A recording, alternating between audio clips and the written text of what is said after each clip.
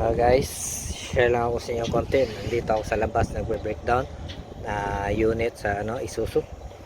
Tapos ito na ang naano ko ngayon kasi nilagyan ko ng check engine light, tapos ang nakita ko yung crankshaft sensor no signal, kaya tines ko ngayon ito gamit natin.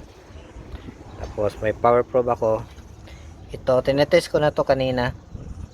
Ito may siya, may ground. Tapos ito mayroon to 0.7 volts. Tapos yung sensor, ito yung lumang sensor. Yan. Tinetest ko naman sa sa ohms. May ohms to kanina din. May ohms to. Ayun.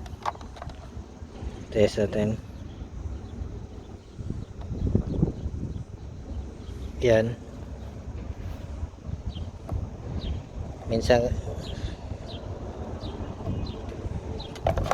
hirap yung kala mag-isa. Yun.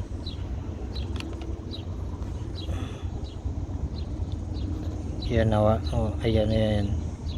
Yun, mayroon naman siya. Ang ko lang kasi ito baka hindi maano dun sa flywheel, sira kasi. Yan.